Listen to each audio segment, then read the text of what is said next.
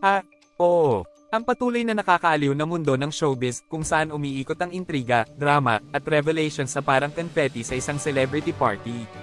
Sumisid tayo sa pinakabagong scoop. Kaya naman, si OG Diaz, ang lalaking may inside track sa showbiz ng lahat ng bagay, ay kamakailan lamang na bumuhos ang bins tungkol kay Sandro Mulak. Alam mo ba, anak ng maalamat na si Nino Mulak, mag-buckle up dahil heto ang ibinahagi ni OG sa kanyang latest, OG Diaz Showbiz Update. Apparently, nakuha ni OG ang hangin ng something juicy.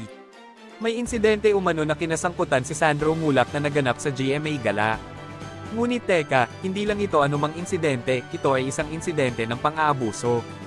Behind closed doors, nabanggit ni OG na ang bagay na ito ay pinag-uusapan sa loob ng GMA Network. Malamang na nagsisiksikan sila sa mga conference room, humihigop ng kape at nagdidisek ng buong bagay. Bakit? Upang maiwasan ito na lumaki sa isang ganap na legal na labanan. Smart move, GMA.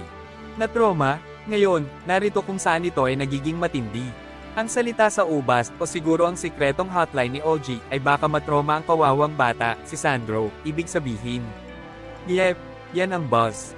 At alam mo ba ang sinasabi nila, kung saan may usok, may buong intriga sa showbiz? The mystery gaze, hindi doon tumigil si OG. Naghulog siya ng pahiwatig tungkol sa pagkakakilanlan ng mga taong sangkot. Apparently, mga non-showbiz folks sila na nagtatrabaho behind the scenes sa GMA. Ang lagay ng lupa ay kumakapal. Ngayon, wala akong tiktik pero siguradong naintriga ako. Tingnan natin kung paano ito nabubunyag. Magkakaroon ba ng matinding confrontation? Isang nakakaiyak na pagtatapat? O baka naman maraming cryptic Instagram posts lang manatiling nakatuon, kaibigan? At hey, tandaan, ang buhay ay parang teleserye, puno ng mga hindi inaasahang twist, heartwarming moments, at ang paminsan-minsang kontrabida. Panatilihin ang iyong popcorn handa.